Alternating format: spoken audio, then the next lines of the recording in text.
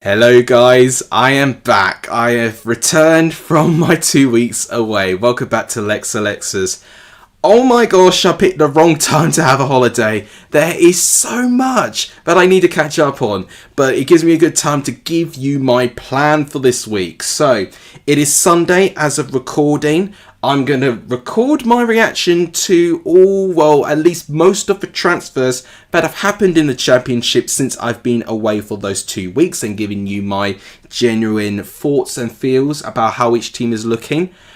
Then, Monday evening, tomorrow, I am going to record my official 1 to 24 Championship predictions, and hopefully it might do a little bit better than the other table predictions I did. The League 2 one did quite well, but the others didn't do so well. So I'm going to hopefully raise my A game with those predictions. I'll record that on Monday evening, and that will come out either Tuesday or Wednesday.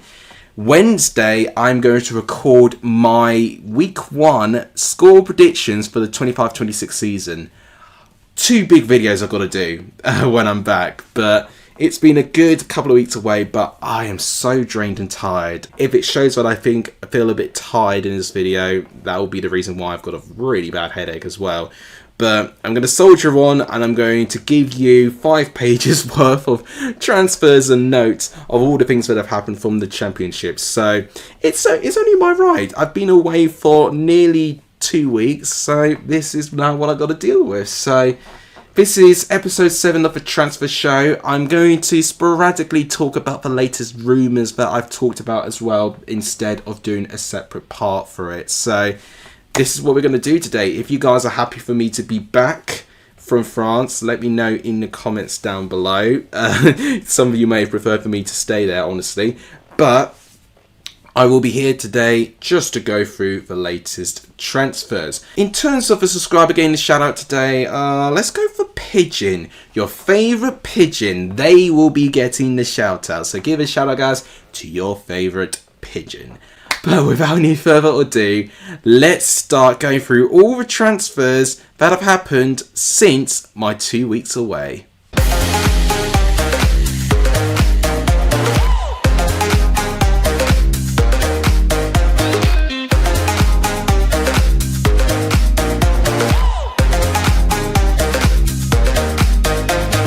It doesn't shock you that when I'm away, Birmingham are busy, and they are outrightly one of a strong favourite of getting into the current top 6 because of the business that they've been doing. Now, they've had more outgoings than ingoings, which I think was needed because I thought the squad was getting quite bloated. But the ingoing I'm quite impressed with. It's Ivan Cashin, a loan transfer from Brighton, but of course has had experience before at Derby County. So still an upcoming young centre-back going into Birmingham. I think that will strengthen their defence. So I think that's a really good transfer that Birmingham have done there to get him from the loan market. The outgoings are interesting. So most, if not all, going down to lower league clubs. Brandon Keller going to Peterborough. Emmanuel Longello actually going to the SPL with Motherwell. Emil Hansen quite recently has got a loan transfer to Blackpool, but the one that really stood out to me, which I'm surprised he actually left Birmingham, was Alfie May.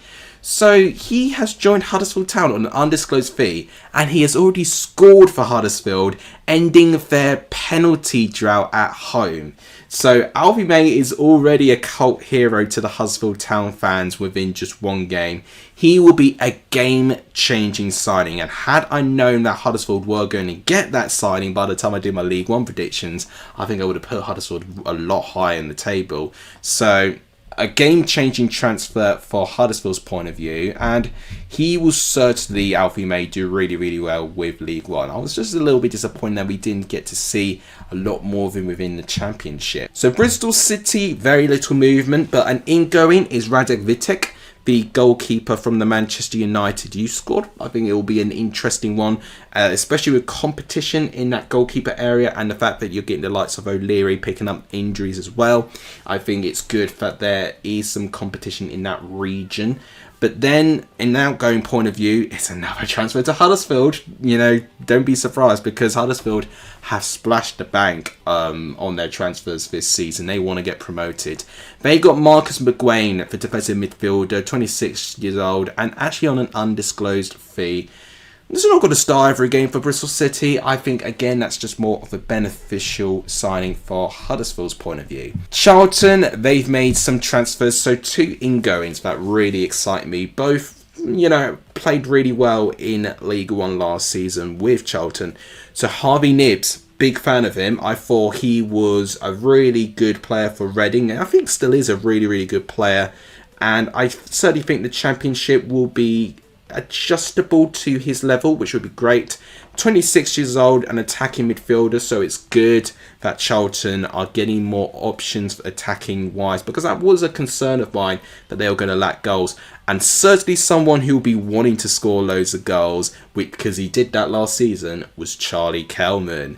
Charlton got him in on undisclosed fee, 23 still, so he's still got a good amount, I think, to work on. But if he is as prolific as he was with Leyton Orient that he is for Charlton this year, game-changing signing already. So I am really quite impressed of the business that Charlton are doing, and they're making my lower league positions predictions for the table done really, really difficult at the moment. I tell you this, I am so lost on what I'm going to be doing for most of this table. I'm really going to have to do a lot of guesswork, I think, for the predictions this year, because it's so competitive. Coventry have not done much business, but they did get one transfer in, Carl Rushworth, and I'm a big fan of his. He actually did really well, for what I've heard, in their latest friendly against Real Betis. So I'm quite encouraged. If he can perform well against La Liga opposition, Manuel Pellegrini managed sides like Real Betis,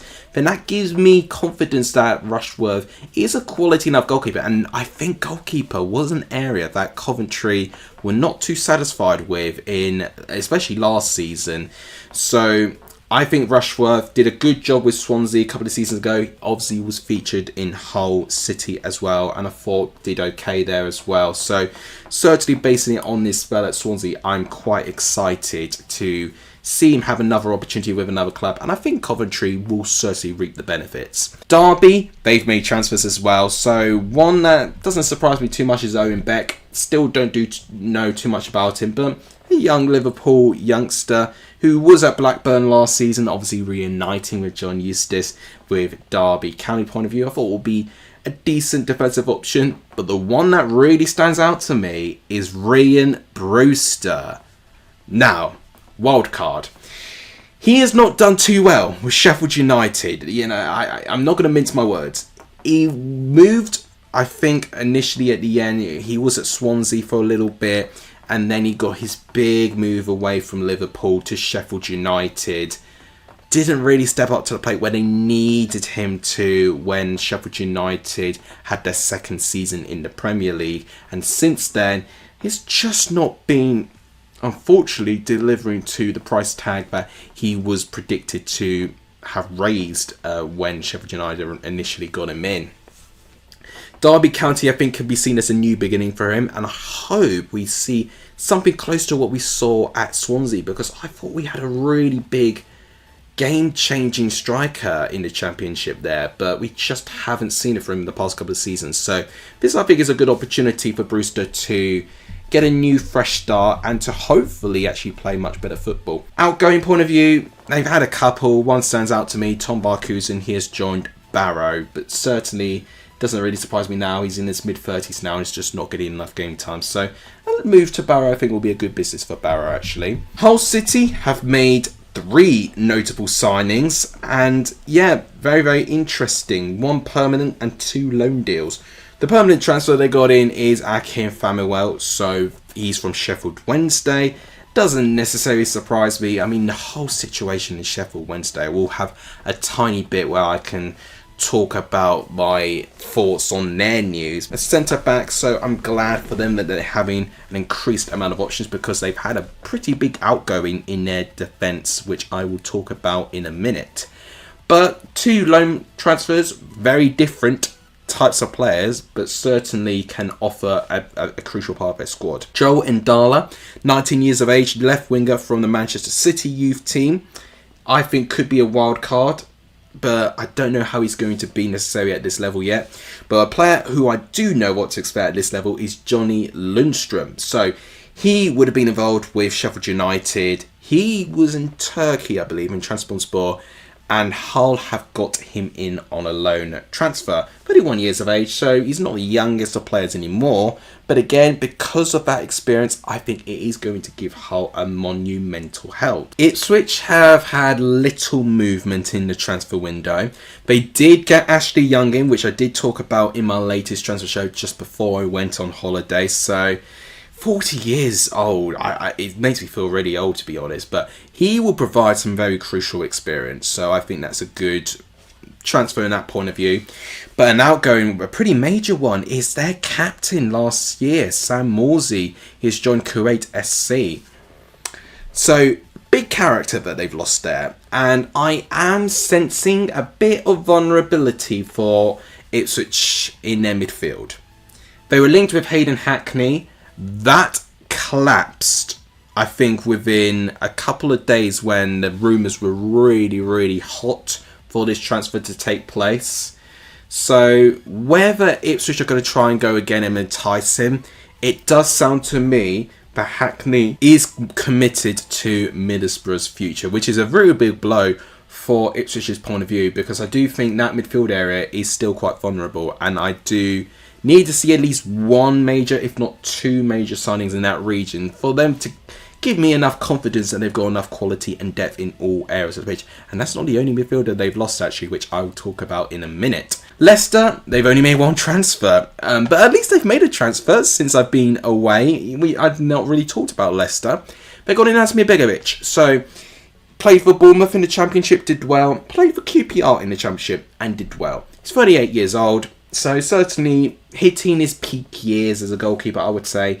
He'll do a good job, I think. And certainly with Hermansen getting really heavily linked with a Premier League move, I think it just eases a bit of fear that they could potentially lose someone. And of course they've already lost Danny Ward, haven't they, to Wrexham. So as long as Hermansen stays, then they've got two very reliable goalkeepers, Leicester now. So yeah, decent bit of business, but I would like to see a little bit more from Leicester at this moment. Middlesbrough, I'm actually going to talk about them for once, because they've made not one but two transfers since I've been away. So the defender that I was talking about for Hull City, they lost Alfie Jones to Middlesbrough. Very good transfer for Middlesbrough. 27 years of age, undisclosed fee. He would be so reliable. I mean, he's got lots of Championship experience already, so I think he will be a really good signing. And a bit of an interesting one, Abidale Kante is one of the newer transfers as well from Middlesbrough. 20 years of age, defensive midfielder from Troyes. So he's from the French league. Don't know too much about him, but I am liking the approach that Middlesbrough are going for. They're going for solidity, which is great and all, but I would like to see some transfers relating to the attack. Millwall, they've been proactive since I've been away, as they always tend to be, with 3 transfers. The transfer I was talking about for Ipswich is Massimo Luongo. He has joined Millwall on a free transfer. Great business for Millwall. As such a Millwall player as well. He will bring this Millwall side passion and some edge into that midfield. So yeah, a very Millwall signing there. I think it'll prove to be a really good transfer there. Stephen Bender, they managed to get on a loan transfer from Fulham. Interesting. I'm liking the strength of competition now with them recently getting Krokombe in as well. So definitely the goalkeeping position's looking rather strong and competitive at this moment. But the transfer that really stands out to me is Alfie Doughty. Not a loan transfer. This is a permanent transfer from an undisclosed fee. So I think this will be a good one for Millwall. Doughty is kind of taking over like the Ryan Giles factor, with a good, reliable player who can jump from club to club and can offer a wicked delivery. And I honestly saw him as one of Luton's better players when they were in the Championship last season. So I think Mill done one hell of a good buy to get him in on an undisclosed fee. Norwich, no surprise, they've been busy. So ultimately, the more transfers I do, the more tired I'm going to get. Papa Amadou Diallo, I did get a comment on that actually on my transfer show video that was confirmed as well. 21 years of age, left winger from SC Metz. Medical was done and is now confirmed as a transfer. Again, a really exciting young attack-minded player. So I'm really excited about how that Norwich squad is looking at this moment. And then more interesting left field transfers. Jeffrey Schlupp has come in from Crystal Palace. He has spent quite a few years with Palace actually in the Premier League. So certainly has built some good quality there.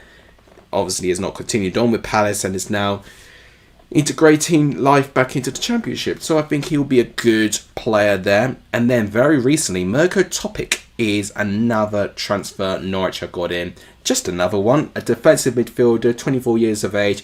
And he's from Famalicão, I think, or Famalicão, I think that's how you say it. I've really butchered that club name. I'm really, really sorry. I know I've already said it wrong. But it's from the Portuguese league. I am really excited about these different players coming from these different leagues and learning more about them. And yeah, Topic, certainly based on what I've seen of him, looks like a really, really tough, no-nonsense guy. So I think Norwich have done well to get him in. Oxford, they've made a tiny bit of business since I've been away. So the one that really does stand out is Luke Harris, an attacking midfielder from Fulham. I sense that he could operate in a similar role to what Ruben Rodriguez had. So is he going to step up and offer the same? It's hard to say. And if that is a loan transfer, short-term sort of impact that they're probably expecting from him, and probably what they're hoping is Championship survival, which will give them a great opportunity to make that loan permanent for next season. And then another loan transfer they got in is Nick Prelec, the 24-year-old from Cagliari, who certainly were Serie A, if not they'll be in Serie B now. But again, a European League player that they're getting in there. So I got to say, interesting developments going on with Oxford at this moment of time. And I'm glad that they're now addressing the hole that was left when Ruben Rodriguez has left as well. Gives me a little bit more hope that Oxford have got a squad capable of surviving in the Championship. Portsmouth have certainly not been quiet in these past 2 weeks. So the ingoings point of view, they've made 3 of them. They've had Luke Leroux coming in from the Swedish league from Värnamo, I think. Another ingoing is Mark Kosanovsky from Budapest. 23 years of age, a centre midfielder comes in there. Certainly in a position now where I'm actually thinking they've got loads of quality midfield options now. And very recently, they got in Florian Bianchini from Swansea. A loan transfer, which, based on the reaction, Swansea fans were a little bit relieved to see the back of him.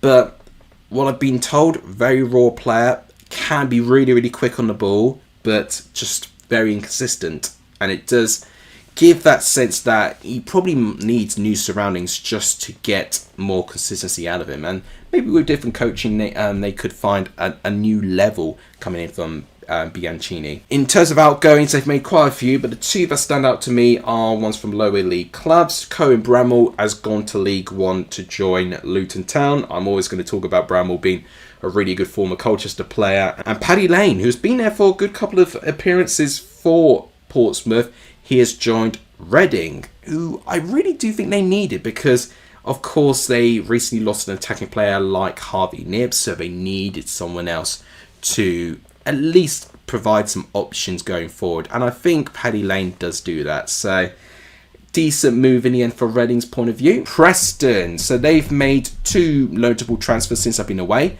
Jack Walton has come in as a goalkeeper from Luton Town on an undisclosed fee. Doesn't particularly surprise me, especially with the departure as well of Woodman. I think they certainly are going to want to strengthen their goalkeeper position there.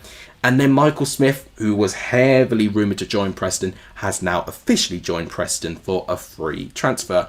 Doesn't really give massive inspirations of a Championship striker, but will offer something different if open play is looking a little bit limited for Preston. They could rely on him on set pieces. I mean, I saw him with my own eyes just how dangerous he was for Sheffield Wednesday against Ipswich a couple of seasons ago. So Michael Swift will be a handful, there's no doubt about it, but I think it's just about utilising him in the right way. Queen's Park Rangers, they've made one transfer since I've been away, Ruman Burrell from Burton Albion. The 24-year-old centre forward comes into QPR there, just adding another option into their attack, which is exciting. And an outgoing, very recently, Morgan Fox has left Queen's Park Rangers to join Wigan Athletic, who they themselves actually have had a really good start to the season, beating Northampton, I think it was, in the way that they did. So I think certainly will be a good asset for Wigan's point of view there. Sheffield United, they have made 2 transfers since I've been away. So Tyler Bindon, interesting one from Nottingham Forest. It is a loan transfer, this one. So certainly there could be an obligation there that if Sheffield United do go up, it'll be more likely that Tyler Bindon will be retained as a Sheffield United player. But the one that really does interest me is Louis Barry. So obviously he had a great couple of seasons with Stockport. Goal scorer, especially in League One. There's no doubt about that. The Championship is going to be a whole different challenge. And if that is Sheffield United, a club that's going to be expecting to do well in the Championship, this is going to be a challenge for Louis Barry. And I think certainly going to be the biggest challenge since he has been missing around in his Aston Villa days. So I'm quite excited, but I'm also a little bit nervous for him as well. I hope he just doesn't get too swallowed up by the whole momentum and the occasion. But we have seen, outright how great he can be. So yeah, quite excited about this one. I think Sheffield United are building a pretty strong team on their hands here. So before I go to Southampton, I think I've got to talk about Sheffield Wednesday and their situation. So they've had ups and downs in the past couple of days, mainly downs because the impact of those downs is monumental. So we're now in August and players have not been paid on time for 3 consecutive months. That is disgraceful. It is absolutely abhorrent that there's cash flow problems that significant that you've got an entire quarter of a year's wages who are not paid on time. It is disgraceful. And Chansiri seems to me has run out or rinsed out all options to try and raise finance. He has completely thrown in the towel. He has completely. And what is really evident at this moment is he's holding out for a bit of hope from an asking price for a buyer. Right now, they've not even got a full stand that is safe to stand. The North stand looks like it has to be closed off on the season. One of their biggest stands in the whole stadium. I talked about that in my stadium rankings. Hillsborough is right at the top, and North, stand contributes a lot to it, but just neglect and just decaying is how I really describe Sheffield Wednesday at this moment of time. More players could be set to leave. There could be players going out on strike. I mean, that is so scary to think of that. But one of the positives is that they've got a manager. Henrik Pedersen is going to stay on and he's going to manage. I mean, fair play to him, but he's going to take that challenge. It's really going to be the impossible dream, I think, for keeping Sheffield Wednesday up, unfortunately. And then another bit of positive news for Sheffield Wednesday, if there's any, is Barry Bannon is now penning a new deal. Unbelievable commitment from the guy. I mean, there's just some players that deserve so much credit, and Barry Bannon is certainly one of those players who could have really easily walked away, but he has decided to stick by with Sheffield Wednesday with things in their dire straits. It is so incredibly inspiring to see a player like that, but I am a little bit nervous of knowing what's going to happen in that opening game. It's live as well on Sky, and we could see some real toxicity in the stands, or at least in the away end, to be honest. So I really am a little bit iffy and edgy about what could be going on there, but I just sympathise for the fans. I really do. So I have many hopes that Sheffield Wednesday can be turned around. Very likely not going to be this season. It's going to be too little too late for me to get them to survive, but at least one bit of positive news is if they do get a new owner within this season, and then they can start building up from League One again. So back to the transfer talks. Oh my gosh, there's so many. So Southampton, they have made 2 outgoings recently. Jan Bednarek has joined FC Porto.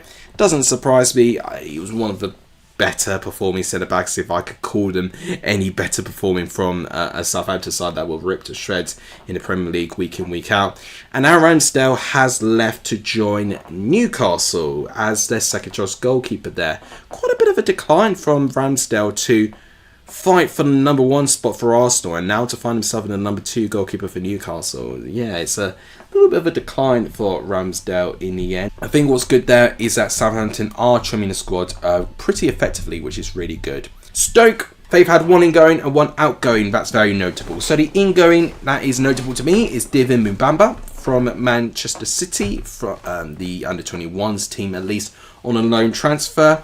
Attacking player, so I'm a little bit excited to see how he's going to perform, but lots of pressure on him as well. I believe it's his first ever season in the Championship, so no pressure, especially with Stoke being a side that's going to be wanting to exceed their league positions, which has just been just so many consecutive seasons of underperforming.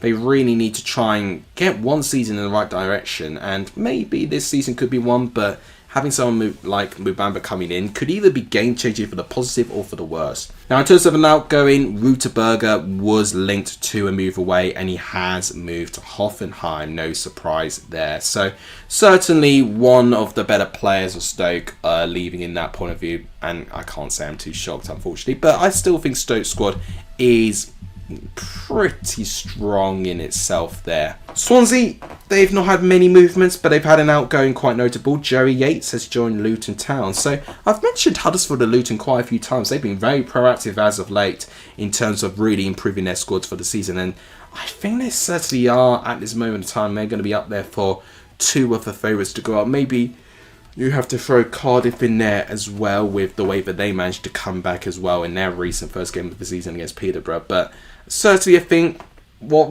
concern leaves me with Swansea is their lack of quality going forward. So I do think if they can get a number 9 in Swansea, I think they'll be well set for a season. I mean, that they would have been crying out for a Ryan Brewster that they had like 5 or 6 seasons ago to be in that squad. So I think that's really all they're missing, to be fair. Just a real ruthless striker, and I think Swansea could be going places this season. And the final team to talk about is Wrexham, which is kind of how I'm dedicating this video, because they've made so many transfers and have been linked with so many players. So the ingoings are Connor Cody, loads of experience, probably not one of the better defenders now, but again will offer some very invaluable experience. But the one that really excites me more is Josh Windass. Certainly one of Sheffield Wednesday's better players last season, and I think will certainly upgrade that attacking midfield option for Wrexham as well. So to briefly go through the latest rumours I could think of in the top of my mind before I end the video today, Birmingham look like they could be getting Chuba Akpom in. I mean, a return to Chuba Akpom could be game-changing as well. So Birmingham are really forming a super team at this moment. I'm struggling to see many weaknesses in their squad.